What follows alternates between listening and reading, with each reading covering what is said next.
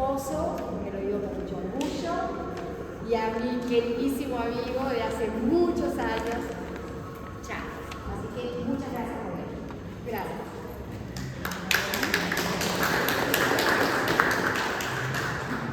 Bueno, buenas tardes a todos. La verdad que es un verdadero orgullo estar acá acompañando a Rovira. Hay que acercarse ahí, a ver. Acompañando a Rovira en este libro, que además él me hizo el honor de prologar, ¿no? Y cuando uno lee estos libros siempre se hace una... ¿Lo tiene volumen? ¿Hola? ¿Hola? Sí.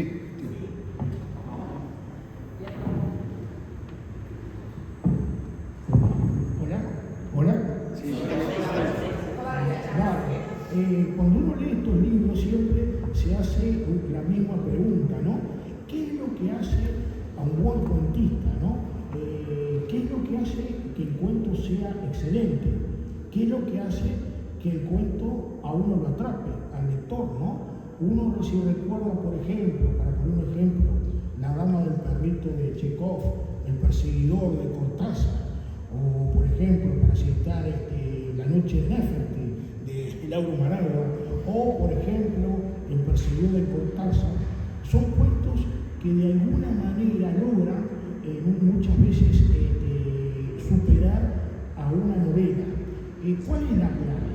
Los personajes, el estilo, el manejo correcto del lenguaje, la capacidad de armar una trama correcta que atrape al lector y que lo obligue a seguir hasta el final. No es fácil.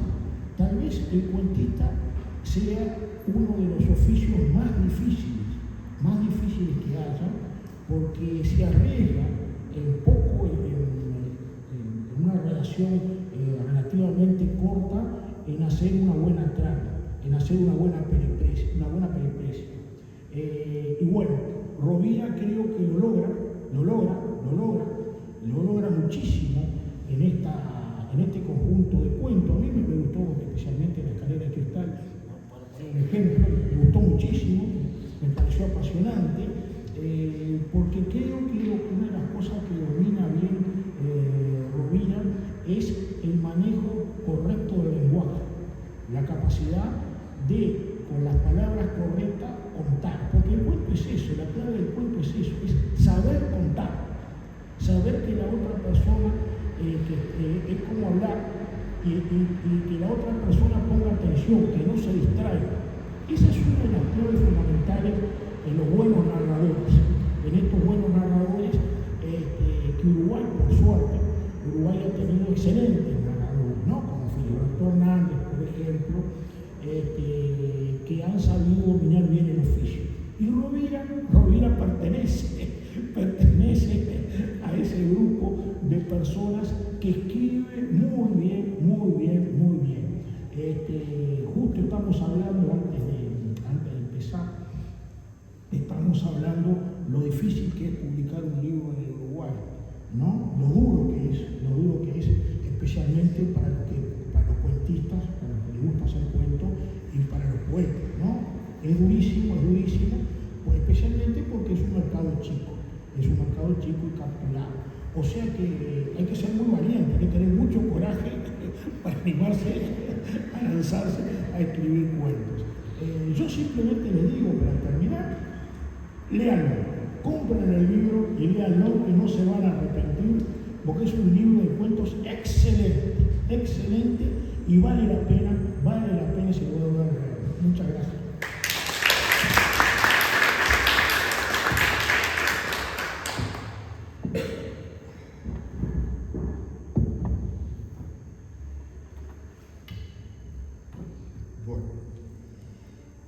Bueno, muchas gracias.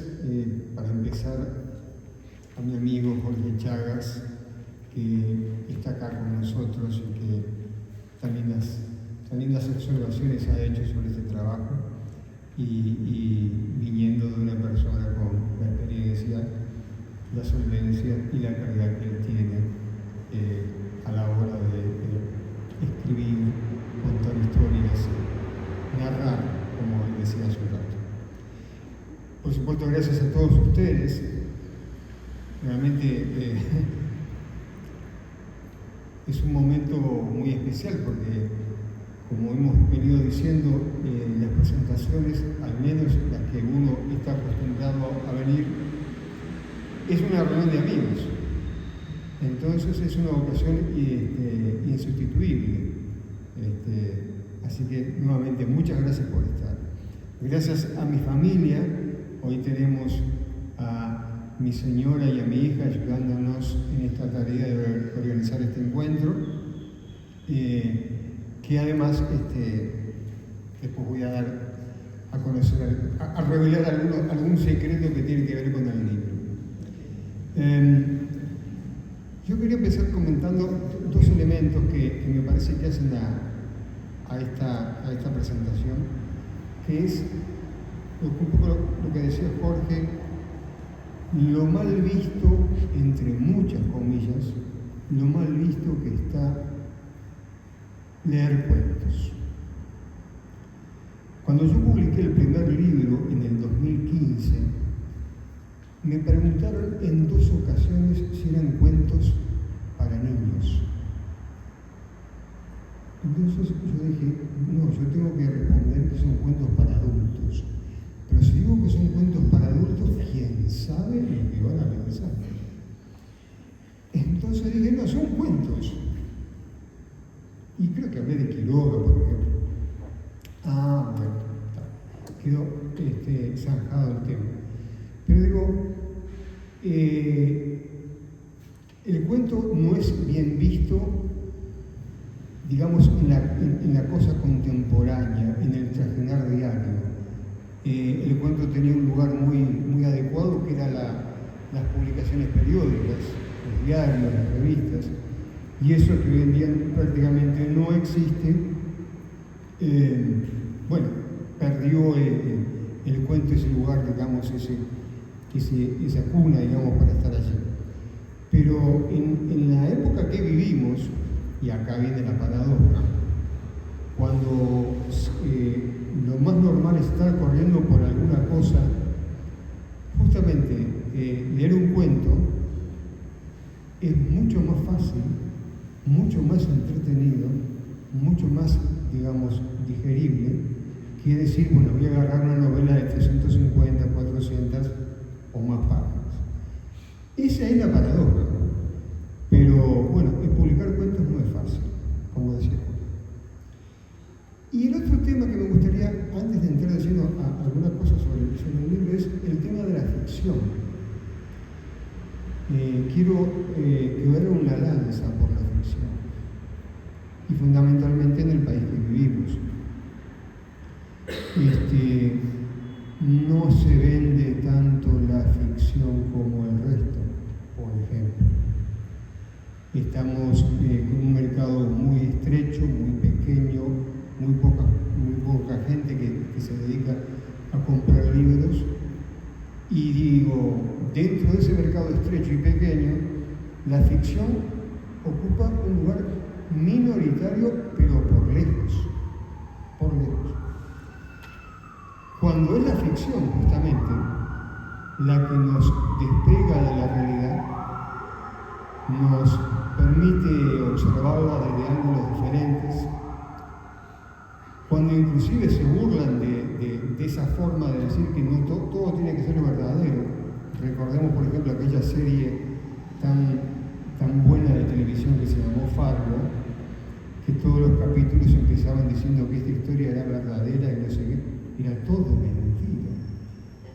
No era verdadera de nada, era ficción pura. Entonces, la ficción es necesaria, la ficción narrada es necesaria, cumple la función. Cuando nos sentamos a ver una película, el 90% son películas de ficción. ¿Y qué pasa con la narrativa? Que tiene que ser la historia de fulano de tal, o de mengano, o de perengano, si no, no vale la pena. Y ojo, acá no estamos tratando de oponer nada contra nada.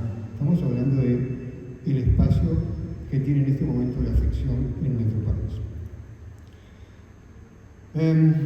Con respecto al librito que el libro, perdón, y esto se lo digo a alguien, con respecto al libro, yo quería decir que una de las cosas que más me interesan justamente es la intervención del lector. Y para que el lector intervenga, una de las herramientas es lo que señalaba Chagas, el lenguaje claro y directo, sin ningún tipo de evasivas que nos puedan confundir o dejar el libro, como decía él, justamente, ¿no? Obligar al lector de alguna manera, entre comillas, ¿no?, a que llegue al final a como dé lugar. Atrapar generando entretenimiento. Si no nos entretenemos, estamos perdiendo el tiempo. En el libro que estamos presentando, además hay otro aspecto que es buscado, lógicamente, es una diversidad temática y temporal, ¿no? Los cuentos son muy distintos, manejan épocas muy diferentes, ángulos personales, algunos un poquito más sociales, en fin.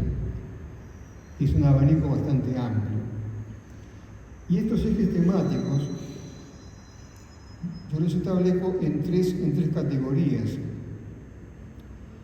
Hay una categoría que son los cuentos fantásticos en esta colección. Uno de ellos es La noche del Singer y el otro es Escalera de cristal. Y acá voy a abrir paréntesis. Escalera de cristal, que es un cuento que a mí me gusta mucho, tengo que decirlo, y que da nombre al libro, surgió, digamos, a través de un sueño que tuvo Sandra y que yo, a partir de allí reelaboré, le agregué pimienta, un poco de ají y todo lo demás. Y bueno, eso es Escalera de cristal. La segunda zona temática que tiene esta colección es la dictadura. Mi generación no puede olvidar o soslayar o pretender de que no ocurrió. Y obviamente sobre la dictadura, a 50 años como se han cumplido este año, se ha escrito mucho, ¿no? Y desde todo punto y ángulo de visión. Desde la narrativa, desde la ficción, nosotros vamos a levantar historias, digamos, mínimas de ese periodo. Son el cuento Mi prima Estela, Perfume de miedo, Apariencias y Sobreviviendo en Carmelo, los cuentos justamente que yo creo que están un poquito dentro de ese eje temático. Con la salvedad que Sobreviviendo en Carmelo no hace referencia a la dictadura de 1973, sino a la de 1933. El tercer eje temático es lo que yo llamo experiencias personales. El cuento Reencuentro, que es una especie de homenaje a un objeto llamado libro. El Verde Frescor, que tiene un cruce con mi actividad dentro de la plástica.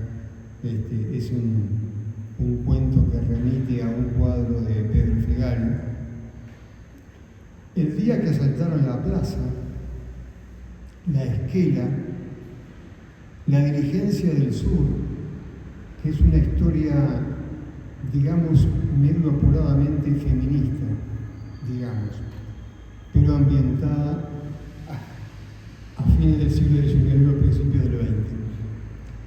Y una postal de Bilbao, también una mirada hacia el pasado ese que ya no está. También puedo destacar mezclas. El día que asaltaron la plaza, por ejemplo, tiene elementos fantásticos, además de experiencias personales. Y una postal de Bilbao, como decíamos, es, dentro de esa categoría de experiencias personales, también tiene elementos de la dictadura, ya que en este caso estamos hablando de la Guerra Civil Española. Hay cruces temáticos, la pintura, como decíamos, el caso de Pedro Figari, en el verde frescor, el surrealismo, en el día que asaltaron la plaza, el feminismo, la dirigencia del sur, historia, sobreviviendo en Carmelo, una postal de Bilbao, la dirigencia del sur, el verde frescor. Y íntimos, o digamos herméticos, la esquela y el reencuentro. Esto es más o menos lo que yo más o menos saqué en conclusión, poniéndome un poco en una vereda casi de enfrente con respecto a este libro. Y bueno, vamos a terminar esto con un texto de esta colección. Y es difícil. ¿Qué elegir? Pero voy a elegir Perfume de miedo.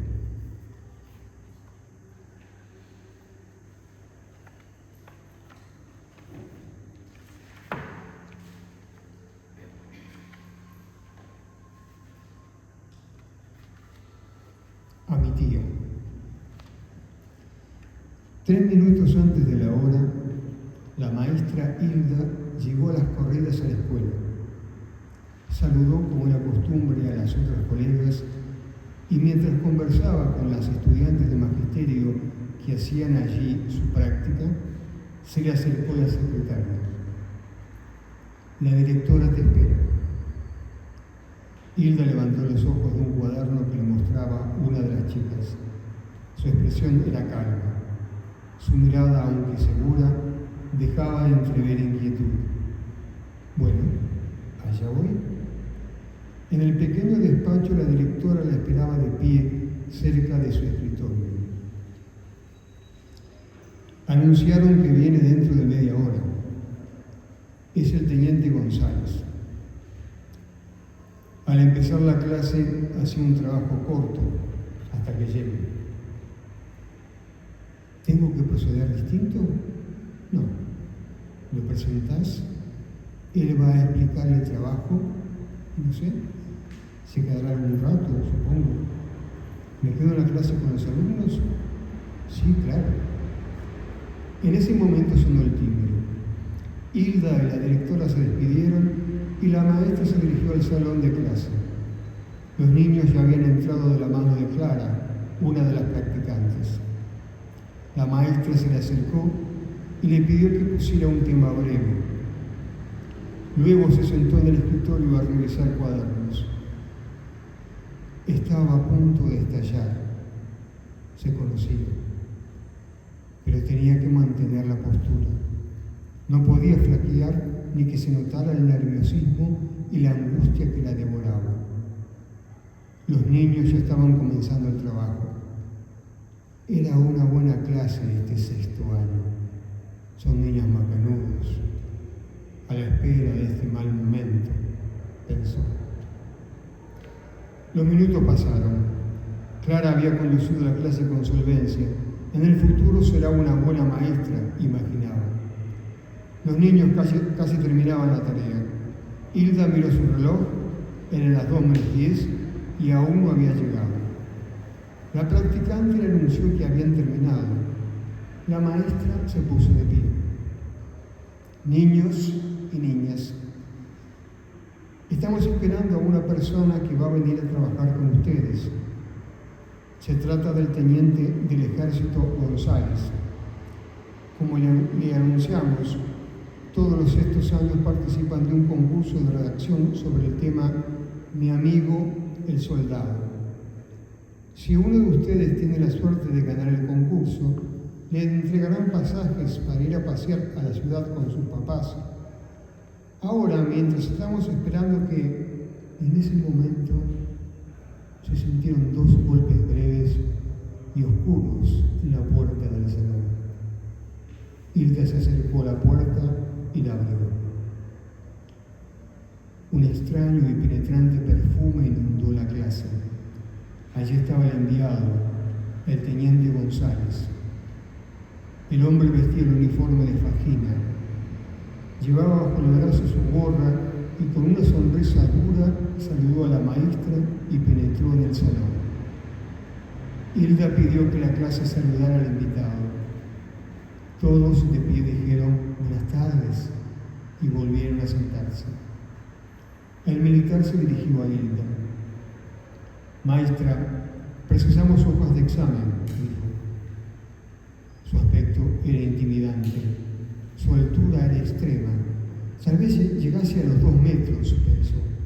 Sus brazos y sus manos eran enormes, y lo que más llamaba la atención era la expresión de su cara, vacía de todo síntoma, dura, hosca, seria.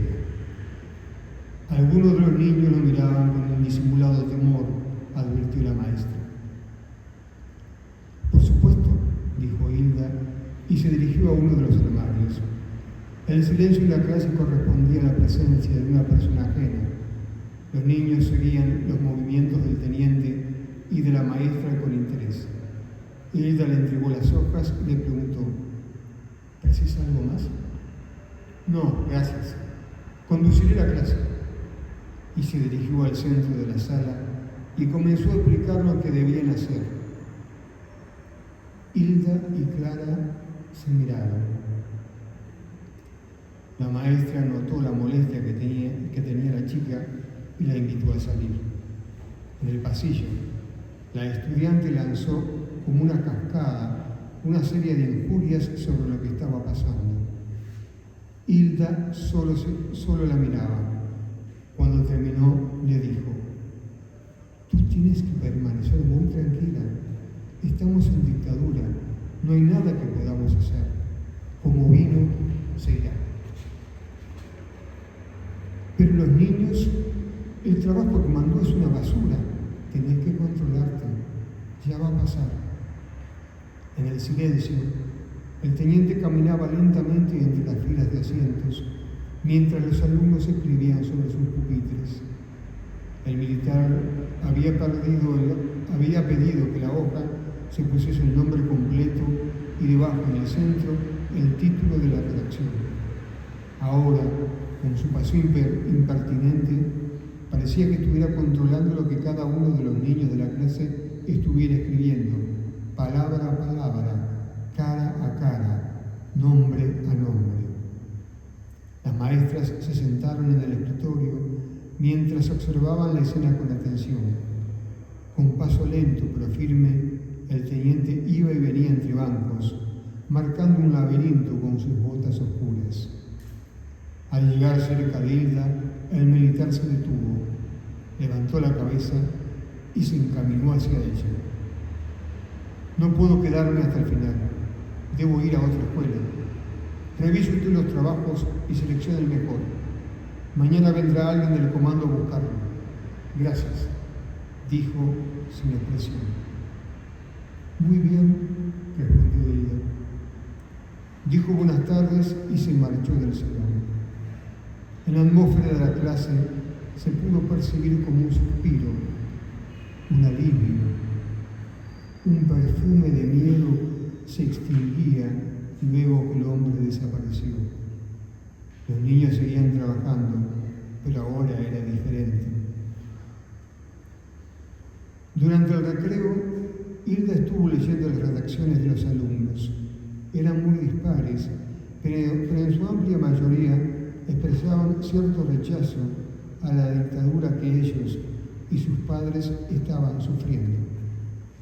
La maestra tuvo que elegir la menos comprometida y la mejor redactada. Hilda volvió a recordar que vivían sin libertad y que lo sucedido esa tarde era una muestra más, apenas.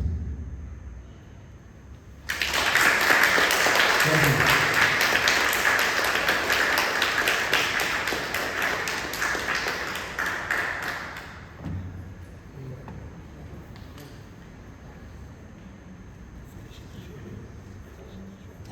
Sí,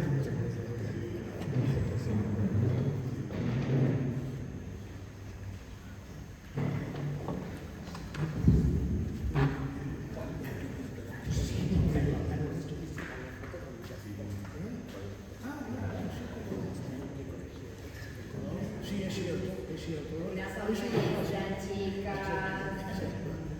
Vamos, mi amor.